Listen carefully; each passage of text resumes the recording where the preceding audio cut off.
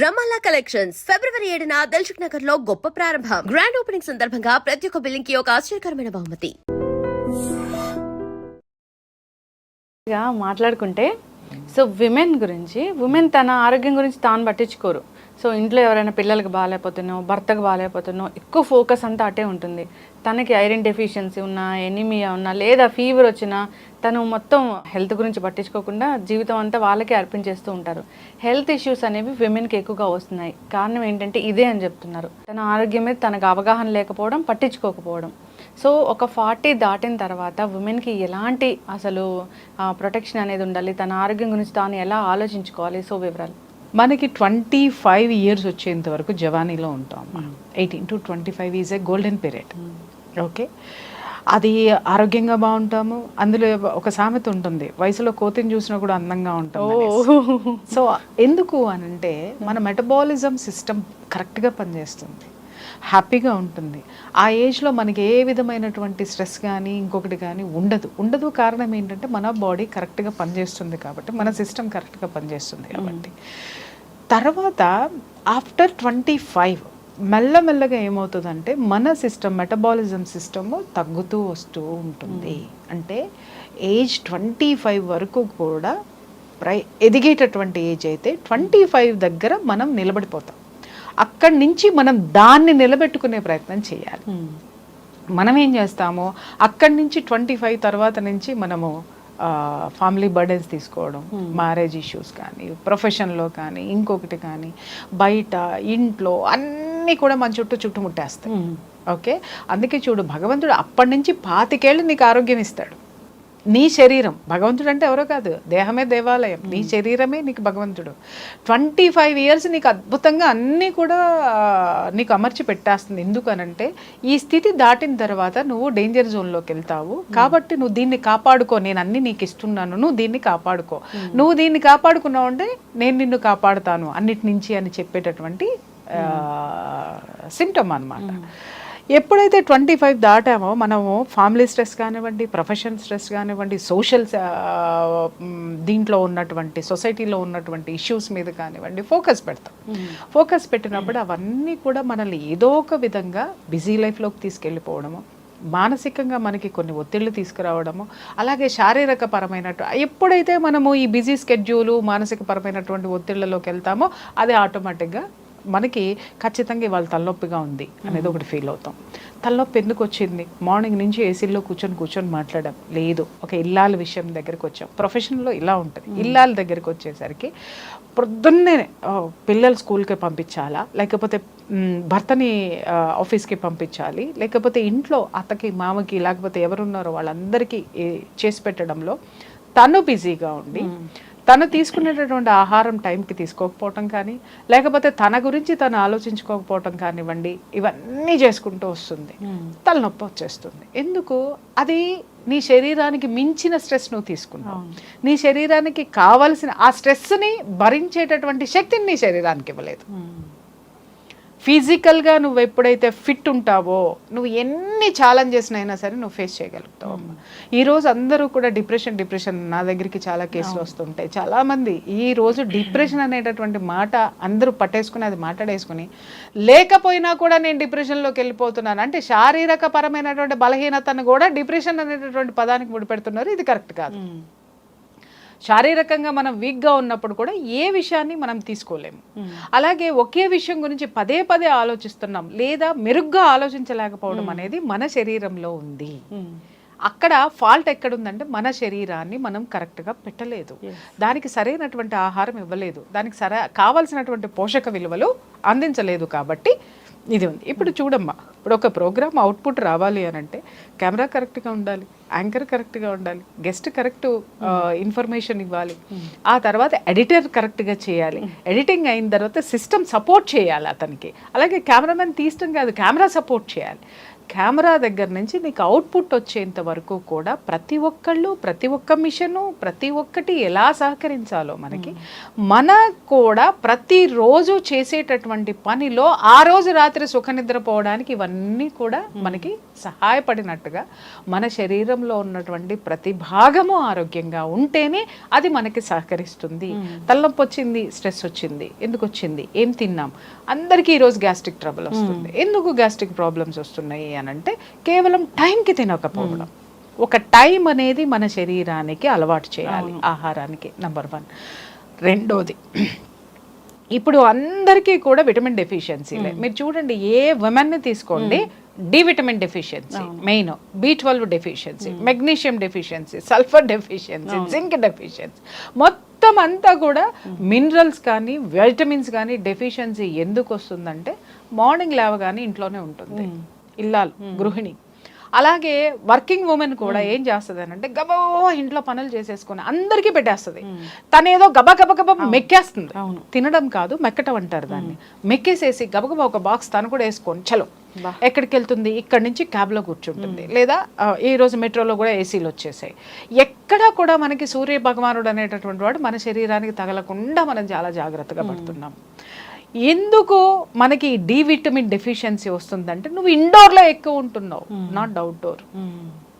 ఇండోర్లో ఎక్కువ ఉంటున్నావు, అవుట్డోర్లో లేవు. ఎప్పుడైతే నువ్వు ఎండ వచ్చినప్పుడు నువ్వు బయటికి వెళ్తావో, పొద్దున్నే చూడండి ఇదివరకు కళాపు జల్లి బొగ్గులు పెట్టి అన్నీ చేసి తర్వాత ఎండలో బట్టలు ఆరేయడానికి కనీసం వాళ్ళకు ఒక అరగంట పట్టేది. ఇంటిల్లి పాది బట్టలు ఉతికి ఎండలో ఆరేసినప్పుడు ఆ ఎండలో ఎక్కువసేపు ఉండేవారు, డి విటమిన్ ఉండేది. అలాగే ఇంట్లో ఉన్న ఏమైనా ఆరబెట్టడానికి ఎండలో ఆరబెట్టి అక్కడ కాపలా కూర్చునేవాళ్ళు. ఆ కొంచెం నీడలో కూర్చున్నా కూడా ఆ యూవీ రేస్లు ఏమయ్యాయి అంటే మన బాడీకి వచ్చాయి.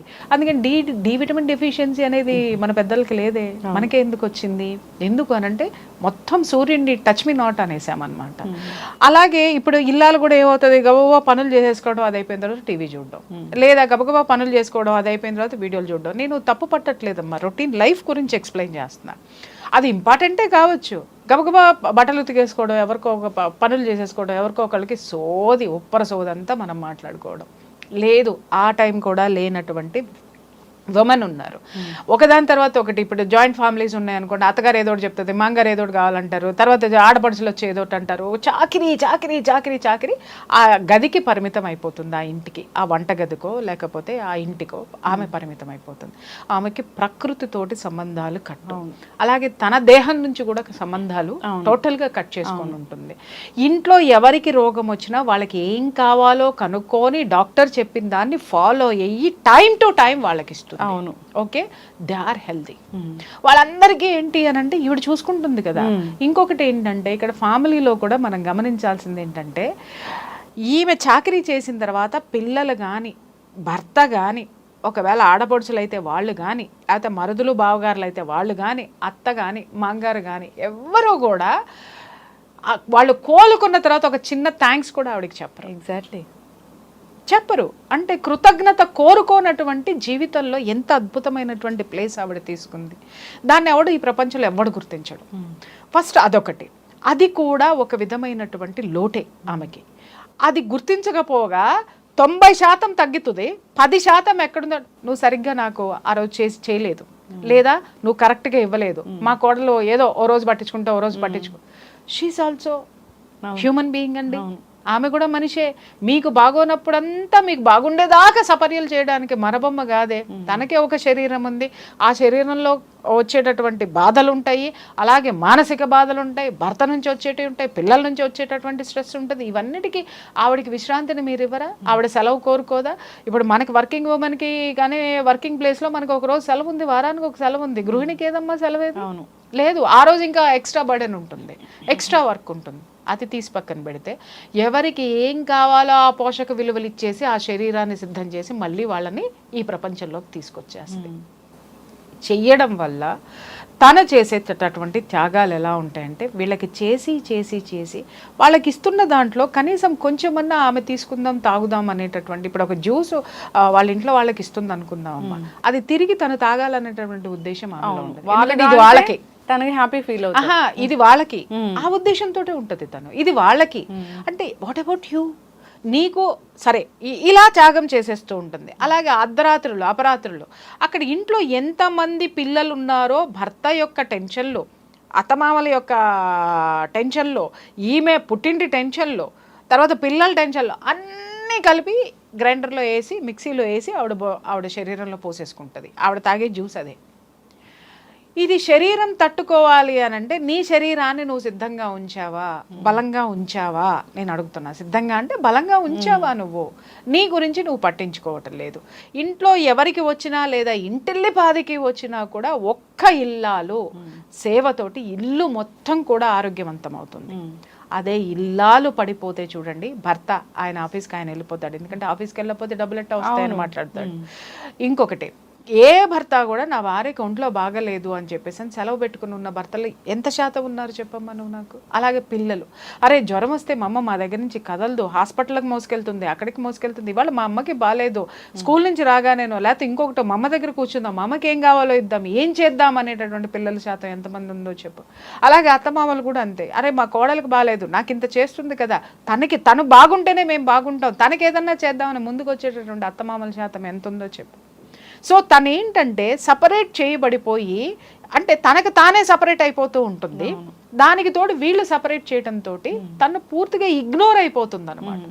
తనకి తాను ఇగ్నోర్ చేసుకుంటుంది.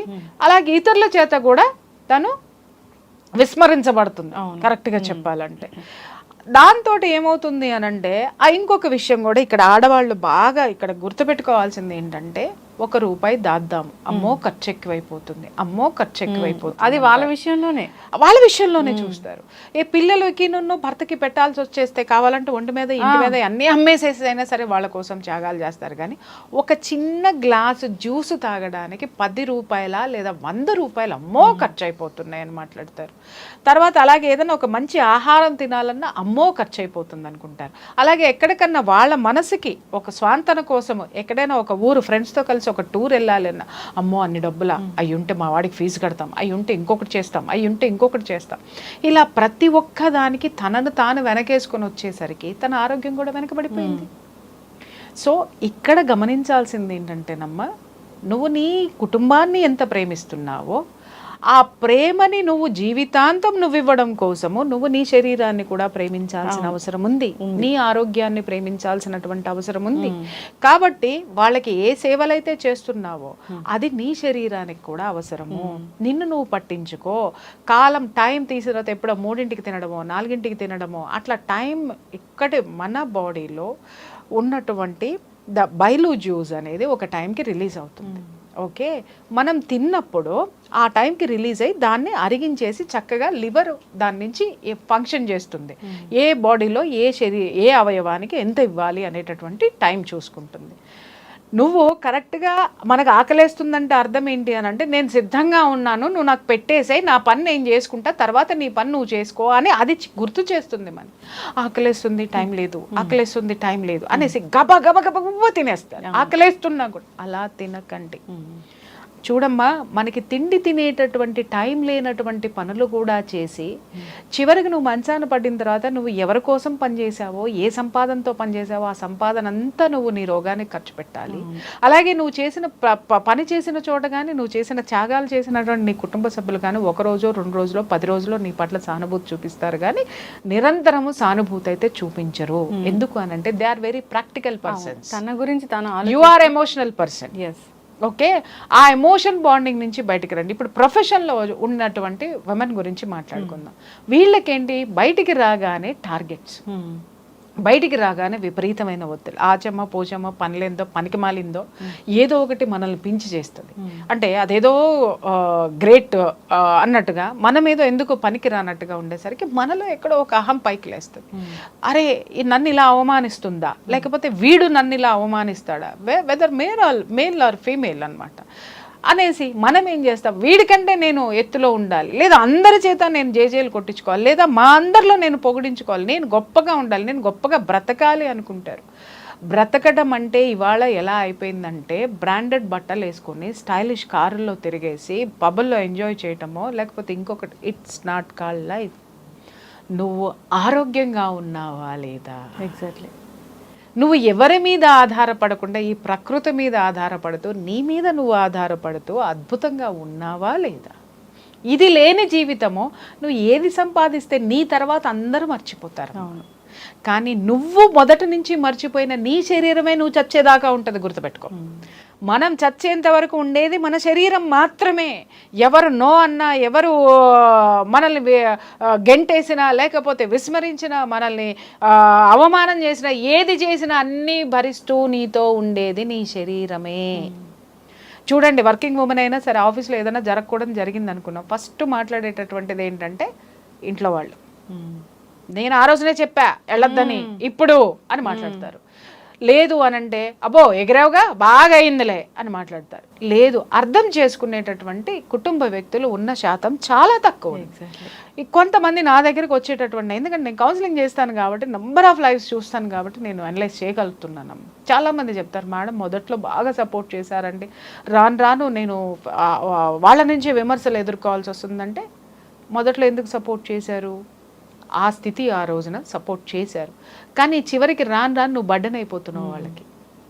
ఓకే, వాళ్ళకి అంటే అవసరానికి తగ్గట్టుగా వాళ్ళు నీతో ప్రవర్తిస్తున్నారు. అది నువ్వు గమనించాలి, అది నువ్వు తట్టుకోవాలి. ఎవడమ్మా ఈ లోకంలో ఎవడెవడికి సొంతమో? మన శరీరం మాత్రమే మనకి సొంతం. చచ్చేంత వరకు కూడా మనతో ఉంటుంది. ఇంకొకటి గుర్తుపెట్టుకోండి, ఈ శరీరం నుంచి మన ఆత్మ విడిపోయి వెళ్ళిపోయిన తర్వాత ఈ శరీరం నేను ఉండను అంటది, కుళ్ళిపోతుంది, ఇంకేమో అవుతుంది. నాకు అక్కర్లేదు, నువ్వు ఆత్మ వెళ్ళిపోయినటువంటి శరీరము ఈ భూమి మీద ఉండదు. నన్ను తగలబెట్టేయండి అంటది, లేదా నన్ను పూజ చేయండి అంటది, నన్ను కాల్ చేయండి అంటుంది. ఆ శరీరం మనతో పాటు వెళ్ళిపోతుంది. అంటే మనతో పాటే అది కూడా బూడిదై వేపరై మనతో వస్తుంది. అంటే మనం దీన్ని ఎంత గొప్పగా చూసుకోవాల్సినటువంటి అవసరం ఉంది. అందుకే మన పెద్దవాళ్ళు ప్రతి ఒక్క దీన్ని కూడా వాటిని ఏమంటారు, సామెతలను కూడా ఊరికనే చెప్పలేదు. దేహమేరా దేవాలయం. దేవాలయం అని ఎందుకన్నారు? అరే నీలోకి నువ్వు చూసుకో, నీలోనే ఒక గురువు కనిపిస్తాడు, నీలోనే ఒక సాహసవంతురాలు కనిపిస్తుంది, నీలోనే ఒక అద్భుతమైనటువంటి గృహిణి ఉంది, నీలో అద్భుతమైనటువంటి రాజకీయ నాయకురాలు, అది మొత్తం నీలో ఉంది. పరమాత్మ కూడా నీలో ఉన్నాడు. నువ్వు కూర్చొని చూసుకొని నీకు నువ్వు ఆలోచించుకుంటే అద్భుతమైనటువంటి విజన్ వస్తుంది. నువ్వు దీన్ని వదిలేసి నాకు హెల్త్ బాగుండట్లేదు అని గుళ్ళు గోపురాలు తిరిగితే ఏమొస్తుంది? వస్తుంది, వెళ్ళు, మనశ్శాంతి కోసం వెళ్ళు. కానీ నీ శరీరం తట్టుకోవడానికి నీ శరీరాన్ని కూడా నువ్వు ఎంత కొలుస్తున్నావో కొలవాలి. భగవంతుడికి ఇష్టమైనవి పెడితే భగవంతుడు వరం ఇస్తాడని మనం ఎలా అనుకుంటున్నావో, మన శరీరానికి అవసరమైనటువంటి ఆరోగ్యకరమైనటువంటి ఆహారాన్ని ఇస్తే మన శరీరం కూడా మనకన్ని వరాలు ఇస్తుంది. అది మర్చిపోవద్దు. ఇంట్లో వాళ్ళు కూడా మారాలి కదా. అమ్మ, ఒక్క విషయం ఇక్కడ చాలా మంది అడిగేటటువంటి ప్రశ్న, ఏమండి నేను ఇన్ని త్యాగాలు చేస్తున్నాను, ఇంత చేస్తున్నాను, మా ఇంట్లో వాళ్ళు మారాలి కదా అంటే, ఎందుకు మారుతారు లక్ష్మి? వాళ్ళు అలాగే ఉన్నారు. నువ్వు మారాలి, నువ్వు మారాలి. వాళ్ళ మార్పు కోసం నువ్వు చూసావంటే నీ తనం గడిచిపోతుంది. నువ్వు మారు. అరే వీళ్ళు ఇంతేరా భయ్, నేను ఎలా ఉండాలి, వీళ్ళని ఎదుర్కోవాలంటే నేను ఎలా ఉండాలి, లేదా వీళ్ళ నుంచి నేను బయటపడాలంటే నేను ఎలా ఉండాలి. అరే వీళ్ళు పట్టించుకోరు, రికగ్నైజేషన్ కోసం ఎప్పుడు ఉండద్దు. నేను అదే చెప్తున్నాను, నన్ను గుర్తించాలి, నేను ఇంత చేశాను, నేను అంత చేశా. అరే వాళ్ళది జస్ట్ నువ్వు మారి చూడు, వాళ్ళల్లో ఖచ్చితంగా మార్పు వస్తుంది. నువ్వు మారకుండా వాళ్ళల్లో మార్పు రావాలంటే రాదు. ఎందుకు? నువ్వు మారటం అంటే ఏంటి అని అంటే, వాళ్ళు నీలో మార్పును చూడరు కాబట్టి ఇది ఇంతే అనుకొని వాళ్ళ పని హ్యాపీగా చేసుకుంటారు. ఎందుకంటే వాళ్ళని క్షమించేయడమో, లేకపోతే వాళ్ళతోటి వాదులాడటమో, లేకపోతే ఇంకోటో చేసుకుంటూ ఉంటే ఇంక ఇది ఇంతే అనేటటువంటి ఒక స్థితికి వచ్చేస్తారు. నువ్వు మారి చూడు, ఖచ్చితంగా వాళ్ళు మారే ప్రయత్నం చేస్తారు. దాంతో పెట్టుకోవడం ఎందుకురా, ప్రతిదీ ఇది లాజిక్లో ఉంది, లేకపోతే ఇంకోటి ఉంది అని చెప్పేసి అని మాట్లాడతారు. సో కాబట్టి మనల్ని మనం పట్టించుకోవడం అంటే శారీరకంగా పట్టించుకోవాలి, అలాగే మన చుట్టూ ఉన్నటువంటి పరిస్థితుల్లో కూడా మనకు అనుగుణంగా మనం మార్చుకునేటటువంటి పరిస్థితులు చేస్తే సర్వేజన సుఖినో భవంతు. ఎస్, ఖచ్చితంగా మ్యామ్. ఈ మధ్య కాలంలో ఈ ఆన్లైన్ పరిచయాల వల్ల వచ్చేటువంటివి ఏవైతే ఉన్నాయో, ముఖ్యంగా ఆడపిల్లలకి అవి అవసరం ఉన్నా లేకపోయినా ఆ పరిచయాలు చేసుకోవడం, దానివల్ల వాళ్ళ జీవితాలని చాలా ఇబ్బందుల్లోకి పడేసుకుంటున్నారు. సో ఇలాంటి చాలా స్టోరీస్ మీరు వినే ఉంటారు. అందులో ఒక స్టోరీ ఇప్పుడు దానికి సంబంధించి ఎందుకు అలా అవుతున్నారు, ఏంటి, దాని నుంచి ఎలా బయటపడాలి, ఇలా ఎన్నో విషయాలని మనకు తెలియచేయడానికి ఈ రోజు మనతో పాటు ఉన్నారు senior journalist and family counsellor Priya Chaudhary garu ఉన్నారు. వారితో మాట్లాడదాం. నమస్తే అండి. నమస్తే. ఆన్లైన్ పరిచయాలు అవసరం ఉన్నా లేకపోయినా ఆడపిల్లలు వాటికి అంటే బయటకు వచ్చి జాబ్స్ చేయడం వలనో లేకపోతే బయటకు వచ్చి చదువుకోవడం వలన ఒంటరిగా ఉంటున్నారు. ఫ్యామిలీస్లో ఈ మధ్య ఉండట్లేదు. వన్స్ ఇంటర్ అయిపోయిన తర్వాత కానీ ఇంటర్ నుంచి కానీ. సో దానివల్ల వాళ్ళ జీవితాలనే విచ్ఛిన్నం చేసేసుకుంటున్నారు. ఒక స్టోరీ ఏంటి అని అంటే నిజంగా జరిగిందే వాస్తవాన్ని. సో ఆ అమ్మాయి ఇలాగే ఆన్లైన్ పరిచయం ద్వారా అబ్బాయితో పరిచయం ఏర్పడింది. మరి అబ్బాయి ఏం చెప్పి తీసుకెళ్ళాడో తెలియదు, ఓయి రూమ్కి తీసుకెళ్ళాడు. 1 month ఆ అమ్మాయిని శారీరకంగా వాడుకున్నాడంట, ఆ అమ్మాయి ఇష్టం లేకపోయినా కానీ. అంటే ఆ అమ్మాయి ఎంత నరకం చూసింది అనేది, అంటే ఆ అబ్బాయి ఒక్కడైనా, ఆ అబ్బాయితో పాటు ఇంకెవరైనా కూడా ఉన్నారా అనేది ఇంకా పూర్తి వివరాలు తెలియదు. ఆ అబ్బాయి అయితే ఈ అమ్మాయిని నెల రోజులు ఓయి రూమ్లో శారీరకంగా వాడుకుని చాలా ఇబ్బందికి గురి చేశాడని అయితే తెలుస్తోంది. అంటే ఇలాంటివి అంశాలు అసలు సంఘటనలు ఎందుకు జరుగుతున్నాయి అనుకోవాలి? ఎందుకు జరిగేది ఉందమ్మా, ఒళ్ళు బలిసి జనాలకు కోపం వస్తే నేనేం చేయలేను. కానీ వాస్తవం చెప్పాలి అని అంటే, ఒక ఫోన్ కాల్, ఫోన్ని ఆడపిల్లలకు కానీ మగపిల్లలకు కానీ చేతిలో ఉందంటే అది దేనికి ఉంది? అది ఆపదలో ఆదుకోవడానికి ఉంది, లేదా నీకు అవసరం కోసం అనేది ఉంది. కానీ అనవసరమైన వాటిని చెత్త పోగు చేసుకుంటే నువ్వు ఎటు వెళ్ళాలో అటే వెళ్తావు. సెల్ ఫోన్లు అందరు అమ్మాయిల చేతుల్లో లేవా?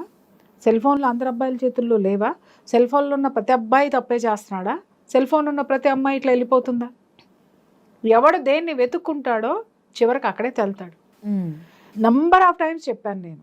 ఎందుకు అనంటే, అరే ఒక వయసు వచ్చినటువంటి ఆడపిల్లల ఫోన్ చేతిలో ఫోన్ ఉంది అనంటే తల్లిదండ్రులకి ఎంతవరకు మానిటరింగ్ ఉంది చెప్పమ్మా నాకు. అసలు ఎవరికి లేదు, అమ్మాయిలైనా అబ్బాయిలైనా లేదు. ఇంకొకటి ఏంటి అనంటే, మీరు అన్నట్టు మానిటరింగ్ అంటే ఇప్పుడు చదువుకోని తల్లిదండ్రులు ఉంటారు.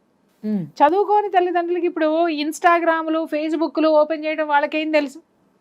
వాళ్ళకి తెలిసింది యూట్యూబ్ ఓపెన్ చేసుకుంటారేమో, అంతకైతే చూస్తారేమో తప్ప వీళ్ళ యొక్క అకౌంట్లు ఎక్కడున్నాయి, వీళ్ళు ఏం అకౌంట్లు మెయింటైన్ చేస్తున్నారు, ఏం చేస్తున్నారు అనేది ఎవరికి తెలియదు. ఇక్కడ 2 విషయాలు ఏంటి అనంటే, ఒకటి ఆడపిల్లలు అంత తేలిగ్గా నమ్మేసేసి గడప దాటడం అనేది. రెండో విషయం ఏంటంటే, ప్రపంచం ఇలాంటి ప్రమాదపటంచుల్లో ఉన్నా కూడా ఇలాంటి ఓయో రూమ్లు అనేటటువంటి కాన్సెప్ట్ని పెంచి పోషిస్తున్నటువంటి ప్రభుత్వానికి కూడా చాలా తప్పు ఉంది దీంట్లో. ఎందుకు అనంటే, ఓయో రూమ్లకి ఇవాళ మైనర్లు వెళ్తున్నారు. ఓయో రూమ్లకి ఇవాళ మీకు ఇంకొక అందరి పేరెంట్స్ తెలుసుకోవాల్సిన విషయం ఏంటంటే, ఇవాళ మీరు పబ్బులు తీసుకోండి, క్లబ్బులు తీసుకోండి, ఓయో రూములు తీసుకోండి, రాసిస్తాను, కనీసం దాంట్లో 40% మైనర్ ఆడపిల్లలు మగపిల్లలు ఉన్నారు. ఎలా అలౌ చేస్తున్నారండి? ఆధార్ కార్డులు అయిందే ఎక్కడ అలౌ చేయరు. మీరు పబ్బుల్లో తీసుకోండి, ఆధార్ కార్డు ఉండాలి. క్లబ్బులకు వెళ్ళండి, చిన్నపిల్లలు ఉంటే ఇలాంటి యాటిట్యూడ్స్ ఉంటే ఆధార్ కార్డుగా. ఓయో రూముల్లో కూడా ఆధార్ కార్డులే ఉంటాయి కదండి అని అంటే, మీరు అనొచ్చు వాళ్ళందరి దగ్గర ట్రాక్ ఉంది. ఇప్పుడు మీరు పోలీసులు వెళ్ళి రైడ్ చేసినా కూడా ఒక క్లబ్ వాడు కానీ పబ్ వాడు కానీ ఓయో రూమ్ వాడి మీద ఒక్క కేసు కూడా ఉండదు. కారణం ఏంటి అని అంటే, పర్ఫెక్ట్గా ఉంటాయి ఇవన్నీ. ఆధార్ కార్డు ఉంటుంది, ఆధార్ కార్డులో ఖచ్చితంగా వీళ్ళు మేజర్లే. కానీ ఇక్కడేంటి అనంటే, ఆ ఆధార్ కార్డులు ఒరిజినల్ కావు. ఓకే, పిల్లలు టెక్నాలజీని ఎంత అద్భుతంగా మన పిల్లలు వాడుకుంటున్నారు అనేది మనం ఇవాళ పండగ చేసుకోవాల్సిన విషయం. ఓయో రూమ్స్ మేనేజ్మెంట్ వాళ్ళు కావచ్చు, లేదంటే ఈవెన్ పబ్స్ వాటిల్లో ఎంట్రీ చేసేటప్పుడు కానీ అసలు కనీసం ఏదో ఒక పలుకుబడితో వాళ్ళు ఎంటర్ అవుతారు తప్ప పలుకుబడి అవసరం అసలు లేదు అంటే అసలు ఆధార్ కార్డు అడగరు. ఇది చాలా ఈజీ అమ్మా. ఎవరు చెప్పినారు పలుకుబడి అడగరు? పలుకుబడితోటి వెళ్ళడం అనేది వాళ్ళు అంత రిస్క్ తీసుకోరు. అన్ని చోట్ల అంత రిస్క్ తీసుకోరు. ఏదో కొన్ని చోట్ల పలుకుబడితోటి అలౌ చేసే పబ్బులు చాలా పెద్ద హైఫై దీంట్లో ఉంటాయి కాబట్టి వాళ్ళ జోలికి ఎవరు వెళ్ళరు. కానీ కింద ఉన్న పబ్బులు బోళ్ళన్ని ఉన్నాయి, పుట్టకొడుకులాగా బోళ్ళన్ని ఉన్నాయి కదా మన దాంతో. ఎలా ఉన్నాయి అంటే, ఇవాళ ఈ పబ్బు కల్చర్ అనేటటువంటి తీసుకొచ్చినటువంటి పెద్ద మనుషులు ఎవరైతే ఉన్నారో ఆ పెద్ద మనుషుల్ని తీసుకెళ్ళి దాన్ని ఏమంటారు, ఆ గండిపేట చెరువులో ముంచి లేపి మళ్ళీ లెగవకుండా ముంచేయాలన్నమాట. అసలు ఈ పబ్బు కల్చర్ మనదా? ఎక్కడి నుంచి తీసుకొచ్చి ఇచ్చారమ్మా? దేనికోసం వచ్చినాయమ్మా ఇవన్నీ? మన సంస్కృతికి హద్దులు దాటేసి మనం తీసుకొచ్చి ఇది పెట్టినప్పుడు ఎంజాయ్మెంట్ అనేటటువంటి దాన్ని యువత ఉర్రూతలు ఊగిపోతుంది, దాని వైపుకే వెళ్తుంది. ఎందుకంటే యువతకి బాధ్యతలు తెలియదు. ఉడుకు రక్తం, ఆ రక్తం ఎప్పుడూ కూడా ఎదుటివాడిని ప్రశ్నించేటటువంటి దిశగా ఉంటుంది, తన కోసం తన ఆలోచించే దిశగా ఉంటుంది.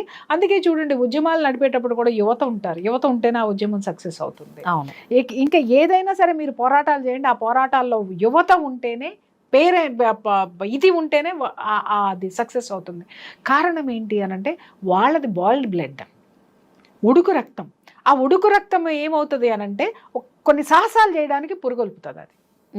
ఆ సాహసాలు సామాజిక చైతన్యానికో లేకపోతే వాడి యొక్క ఉన్నతికో ఉపయోగపడితే వెల్ అండ్ గుడ్. కానీ అదేవి ఇవాళ మనం వాడికి అనవసరమైనటువంటి వాటిలన్నిటిని తీసుకొచ్చి ప్రోధి చేసి అక్కడ పెడితే పబ్బులు పెట్టేవాడిది తప్పులేదు, పర్మిషన్ ఇచ్చేవాడిది కూడా తప్పులేదు. కానీ ఆ పబ్బులు నీ బిడ్డల భవిష్యత్తు నాశనం చేస్తున్నా మూసుకుని కూర్చుని ఉన్నావు చూసావా నువ్వు, అవి అలా కొనసాగుతున్నా అడగలేని నీ దుస్థితి ఉంది చూసావా. దానికి ఒక్కసారి అద్దం ముందు నిలబడి ఎవరి ముఖం మీద వాళ్ళు ఉమ్ముకోవాల్సినటువంటి సిచ్యుయేషన్ ఇది. అండర్స్టాండ్? ఇవాళ ఓయో రూముల్లోకి వెళ్ళి ఆడపిల్లలు నాశనం అయిపోతున్నారండి. ఓయో రూములు పర్మిషన్ వచ్చిన రోజు నువ్వు ఎందుకు నోరు మూసుకుని కూర్చున్నావండి చెప్పండి. మనకు తెలిసే 1%ఏనమ్మా, తెలియనటువంటి 99% పరువు కోసం నోరు మూసుకుని కూర్చుంటున్నారు పేరెంట్స్ అందరూ. సిగ్గులేని జీవితాన్ని, ధైర్యం లేని అధోగతి, పిరికితనమైనటువంటి ముసుగులో పైకి అద్భుతమైనటువంటి జిగేల్ లాంటి బట్టలన్నీ వేసుకొని, కోట్లు వేసుకొని, ఆ పిరికితనాన్ని కప్పుకొని మనం తిరుగుతున్నాం ఈ ప్రపంచంలో. అందులో ఆ ఓయో రూమ్స్ అనే వచ్చిన పర్పస్ వేరు, వాళ్ళు తీసుకొచ్చిన ఉద్దేశం వేరు, ఇప్పుడున్నటువంటి యూత్ వాడుకునేటువంటి అది వేరు. ఏమి లేదమ్మా, ఒక్క మాట, పర్పస్ వేరు అనుకున్నప్పుడు అవి ఇలా ఎలా ఉపయోగపడుతున్నాయమ్మా? ఆ పర్పస్ కోసమే ఉపయోగపడాలి కదమ్మా. ఇప్పుడు కత్తి నువ్వు కొనుక్కున్నావు బజార్లో నుంచి, దేనికోసం కొనుక్కున్నావు? నేను కిచెన్లో కూరగాయలు కోసుకున్నానండి అని మర్డర్ చేసి నువ్వు జైలుకెళ్ళి కూర్చుంటున్నావు చేత ఊరుకుంటాడా? అరే కత్తి ఉంది కూరగాయలు కోసుకోవడానికే అని ఒక జర్నలిస్ట్ అనలైజ్ చేసి చెప్తుంటే దాన్ని ప్రపంచం యాక్సెప్ట్ చేస్తుందా? అంటే ఏంటి, దాన్ని నువ్వు ఎలా ఉపయోగిస్తున్నావు? కత్తి తయారు చేసేటోడికి కూడా తెలుసు ఇది కూరగాయల కోసమే చేస్తున్నాను, ఇది దేనికి ఉపయోగపడితే నాకెందుకు, నేను తయారు చేస్తున్నా, ఇది దేనికైనా ఉపయోగపడని. దేన్ని ఎవరు ఎలా కావాలన్నా ఎవడి ప్రోడక్ట్ వాడు సేల్ చేసుకోవడానికి మార్కెట్లో ఉంటాడు తప్ప విలువలతోటి కూడుకున్నటువంటివి ఎప్పుడూ విలువలుగానే నడుస్తాయమ్మా, ఎప్పుడూ విలువలతోటే ఉంటాయమ్మా. అంతేగాని ఒక పర్పస్ కోసం వచ్చింది మరి ఇవాళ ఇంత దౌర్భాగ్యం ఎందుకు అవుతుంది? సరే ఇవాళతో కొత్త ఒక అమ్మాయి, ఒక మైనరు ఓయో రూమ్లోకి వెళ్ళింది, పలానా అవ్వబడింది అని మనం మాట్లాడుతున్నామే. అరే ఎన్ని జరగట్లేదు, ఇన్ని జరుగుతున్నా ఓయో రూముల్లో ఎందుకున్నాయి? ఓయో రూములు పర్పస్ కోసం అన్నప్పుడు ఓయో రూమ్ వాడు విపరీతంగా వీటన్నిటిని అడ్డుకట్ట వేయొచ్చు కదా. మా ఓయో రూముల్లో మీరు ఇలాంటివన్నీ జరగడానికి వీల్లేదు, మేము అన్ని చోట్ల కెమెరాలు పెడతాము, మేము భార్యాభర్తలు మాత్రమే రావాలి, ఫ్యామిలీలు మాత్రమే రావాలి, లేదా ప్రొఫెషనల్ దీంట్లో ఉన్న వాళ్ళు మాత్రమే, ఒక సాఫ్ట్వేర్ కంపెనీలో పనిచేసే ఎంప్లాయీస్ రావాలి, లేదా ఆఫీసర్లు రావాలి, వాళ్ళ పని కోసం వ్యక్తిగత పనుల కోసం వచ్చి వెళ్ళాలి తప్ప అనైతికమైనటువంటి పనులు, అసాంఘిక చర్యలు చేయడానికి వీల్లేదని బోర్డు పెట్టి వాడేమైనా స్ట్రిక్ట్ చేశాడా? చేయలేదే. మరి ఎందుకు మనం మాట్లాడుకుంటున్నాం? వాడి పర్పస్ వాడికి నడవాలి, వాడు ఎంకరేజ్ చేస్తున్నాడు. ఎంకరేజ్ చేసి దారులు తీసినటువంటి వాడి దవడ పగల కొట్టకుండా మనం కొంపలో కూర్చొని తెగ చూసేస్తున్నాం చూసావా యూట్యూబ్లు. అయ్యో ఇలా జరిగిందంట, అయ్యో అలా జరిగిందంట, అయ్యో అని మాట్లాడుకుంటున్నాం చూసారా. వెదవలెవరు? అబ్జెక్ట్ చెయ్యనటువంటి వాడు. ఇవాళ ప్రపంచం మొత్తం చెడిపోయింది దవడ పగలగొట్ట బుద్ధి వేస్తుంది ఒక్కొక్కడిని నాకు. ఎందుకు చెడిపోయిందిరా? ఎక్కడ చెడిపోయింది? నీ మాటతో చెడిపోయింది.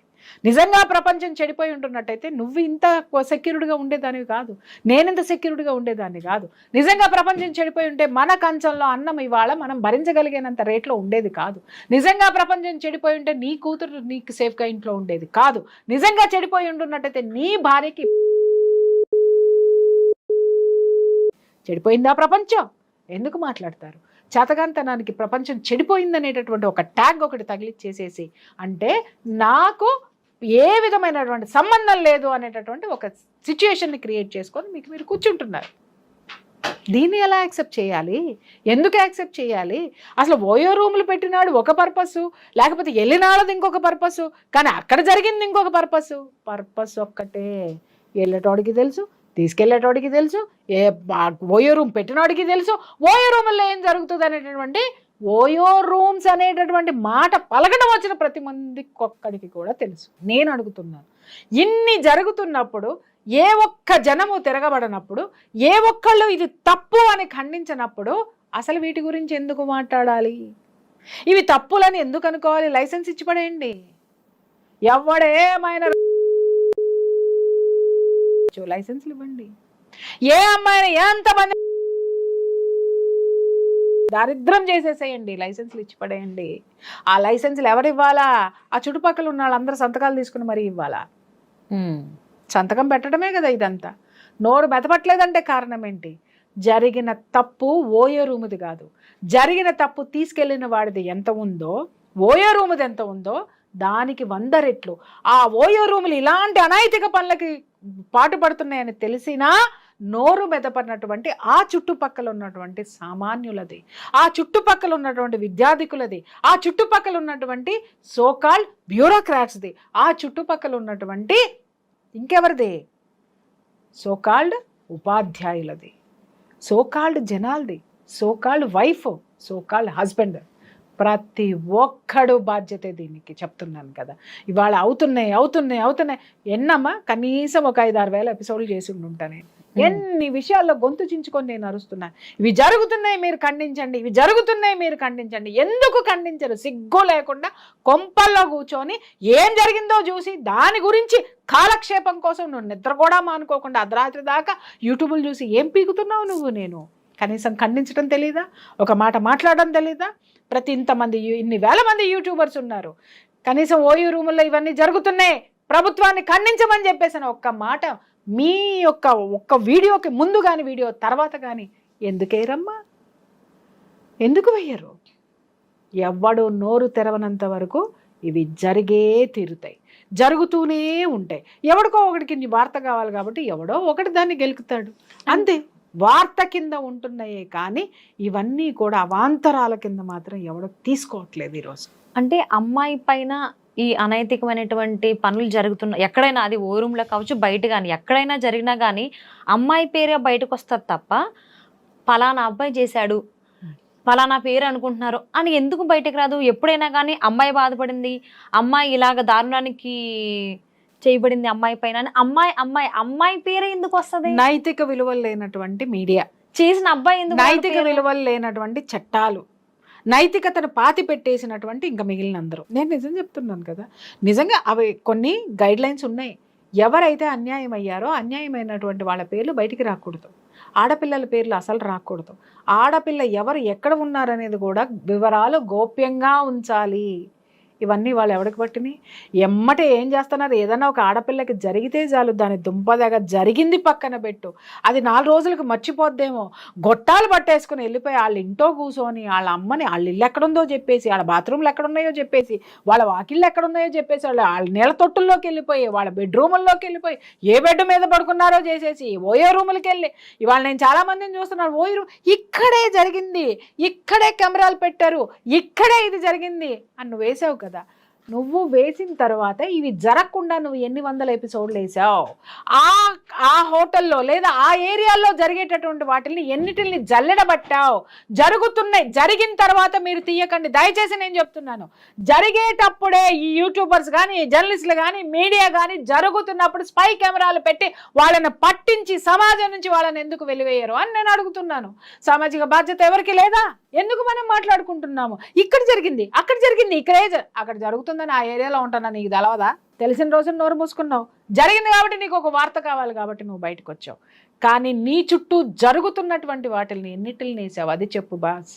జరిగిన వద్దు, మనకి జరిగిపోయిన కథలు వద్దు, జరుగుతున్న వాటిల మీద ఫోకస్ పెట్టి ఆపగలిగితే ఓయో రూమ్లు మూతపడతాయి, ఆడపిల్లలు భయపడతారు, మగ పిల్లవాడిని ప్రతి ఒక్క తల్లి కూడా బయటికి వెళ్లే ముందు చీపురు కట్ట చూపించి బయటికి పంపిస్తుంది వాళ్ళమ్మ. సో ఇక్కడ అబ్బాయిదా అమ్మాయిదా తప్ప అనేది దాని విషయాన్ని పక్కన పెడితే, సో ఆబ్వియస్లీ ఒక అమ్మాయి ఒక అబ్బాయిని నమ్మి బయటకు వస్తుంది అని అంటే ఖచ్చితంగా అమ్మాయి నమ్మే వస్తుంది, నమ్మకుండా అయితే నమ్మకం లేకుండా రాదు. సో ఆ అబ్బాయి అంత బాగా నమ్మించగలుగుతున్నాడు, emotionally kind of blackmail చేయకపోతే ఆ అమ్మాయి ఓయో రూమ్లోకి రాదు, అన్ని రోజులు అక్కడ ఉండదు, వచ్చిన తర్వాత నాకు ఇలా అన్యాయం జరిగిందని బయటికి చెప్తుంది. ఇన్ కేసు ఆ అమ్మాయికి నచ్చి చేస్తే. సో అసలు అమ్మాయిలు ఫస్ట్ ఆఫ్ ఆల్ అమ్మాయిలు ఎలా జాగ్రత్త పడాలి అలాంటి అబ్బాయిల నుంచి అంటే మీరు ఏమంటారు? ఒక్క మాట నేను చెప్తున్నానమ్మా, ఇవాళ యూట్యూబ్ చూసే వాళ్ళకి ఇవన్నీ జరుగుతున్నాయని తెలీదా? సెల్ ఫోన్ లో ఆ అమ్మాయికి పరిచయం అయింది ఇన్స్టాలో. అమ్మాయి కాదమ్మా, ఇన్స్టాలో అదే నేను చెప్తున్నాను కదా. ఈ రోజు ఆ అమ్మాయి ఆ అమ్మాయి ప్లేస్ నుంచి నువ్వు పాఠం నేర్చుకోకుండా నువ్వు వెళ్తే నీకు అదే జరుగుతుంది. పాఠాలు నేర్చుకోండి అని చెప్తే, ఇప్పుడు నేను నీకు ఒక చిన్న సూత్రం చెప్తా, ఒక వాస్తవం చెప్తా. నేను సూత్రం కాదు, వాస్తవం చెప్తా. ఇప్పుడు నా దగ్గరికి చాలా మంది వస్తూ ఉంటారు, ఏమండి మా అమ్మాయికి అది చెప్పేసేయండి, మా అబ్బాయిలకి ఇది చెప్పేసేయండి, వీళ్ళకి ఇది చెప్పండి, వాళ్ళకి అది చెప్తా. డెఫినెట్గా చెప్తా. వాళ్ళు ఖచ్చితంగా వినరు. వాళ్ళ సైకాలజీని బట్టి, వాళ్ళ బాడీ కెమిస్ట్రీని బట్టి నేను వీళ్ళకి చెప్తా. అమ్మ వీళ్ళు వినరు, మీరు చెప్పినా వినలేదమ్మా మేడం అంటే, వినరమ్మా. అందరూ వినరు, చాలా మంది వింటారు, కానీ కొందరు వినరు. ఎప్పుడు వింటారు వాళ్ళు? ఆ దెబ్బ వాళ్ళకి పడిన రోజున అప్పుడు ప్రియా చౌదరి ఏం చెప్పిందో గుర్తొస్తుంది. ఇప్పుడు అమ్మాయి మోసపోయింది కదా, అప్పుడు ఎతుకుతుంది అనమాట. అప్పుడు పెడుతుంది, మీరు ఇలా మోసపోకండి, ఈ విధవలు ఇలాగే ఉంటారు, ఈ దుర్మార్గులు ఇలాగే అవుతారు. అయిన తర్వాత రియలైజేషన్ వస్తుంది ఈ పాపలకి, ముందు రాదు. ఎన్ని ఎపిసోడ్స్ చేశాను, ఎన్ని గొంతు చించుకు. చాలా మంది మదర్ చెప్తారు, మా పిల్లలకి మీరంటే పడదండి, ఎందుకంటే మీరు చాలా హార్ష్గా మాట్లాడతారు, ఆడపిల్లల గురించి చెప్తారు అని. మరి పడదు, ఎందుకంటే ఎప్పుడు పడుతుంది? వాడి జోలికి వెళ్ళనటువంటి వాళ్ళు, ఓకే ఈవిడేదో మాకు మంచి చెప్తుంది, మేము నేర్చుకుంటాం అనుకునే వాళ్ళకి పడతాయి. అదే జోన్లో ఉన్నప్పుడు నేనెందుకు పడతాను? వాళ్ళు పడతారు. ఆ తర్వాత ప్రపంచం నుంచి కూడా చాలా పడతారు. ఆ తర్వాత జీవితంలో బొక్కబోర్లా పడతారు. ఇదే జరుగుతుంది. ఆడపిల్లలు ఎలా ఉండాలి అని అంటే ఆ మాత్రం కామన్ సెన్స్ లేదా?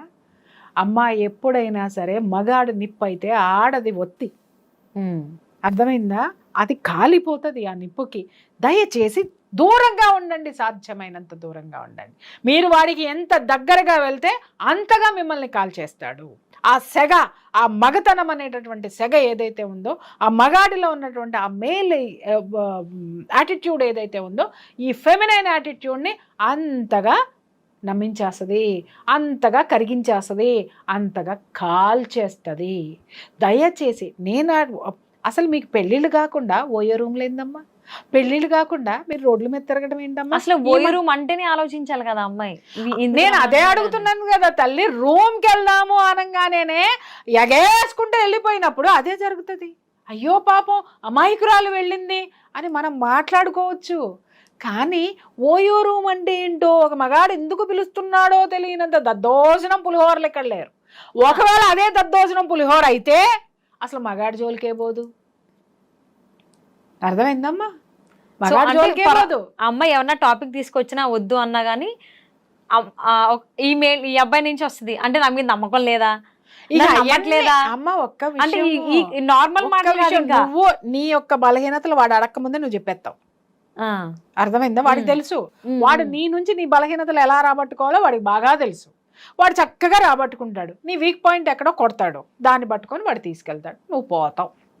సానుభూతి. ఇవాళ రేపు ఆడపిల్లలు కోరుకునేది ఏంటంటే సానుభూతి, సపోర్ట్. ఏ సపోర్ట్ కావాలి? ఓయో రూముల్లో సపోర్ట్ కావాలి వీళ్ళకి.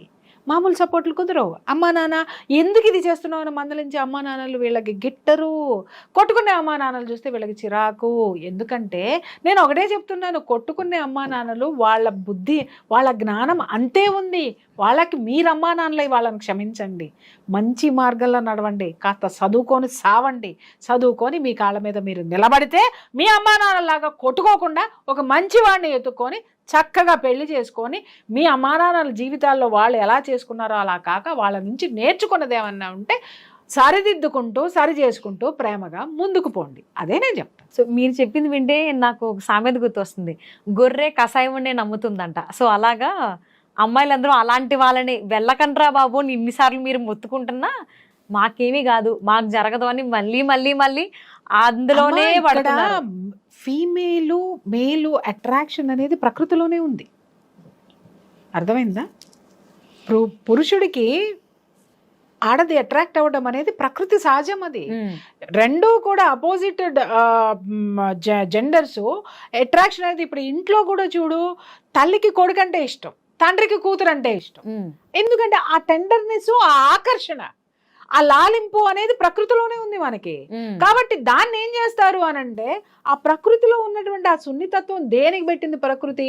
ఉరేనాయన ఒకళ్ళ పట్ల ఒకళ్ళ గౌరవాన్ని ఇచ్చిపుచ్చుకొని ప్రేమ పెంపొందించుకొని భార్యాభర్తలై పునరుత్పత్తి కోసం ఉపయోగపడండి తప్ప ఈ విధంగా ఓయో రూములకు వెళ్ళిపోండి, ఆ తర్వాత ఇంకెక్కడికో వెళ్ళిపోండి, ఆ తర్వాత ఇంకేదో చెయ్యండి, బ్రేకప్లు చెప్పుకోండి, పెళ్ళిళ్ళు నాశనం చేసుకోండి, మీ ఇష్టం వచ్చినట్టుతో సుప్రీంకోర్టు తీర్పిచ్చింది కాబట్టి మీ ఇష్టం వచ్చినట్టు ఏమన్నా పొరలాడండి,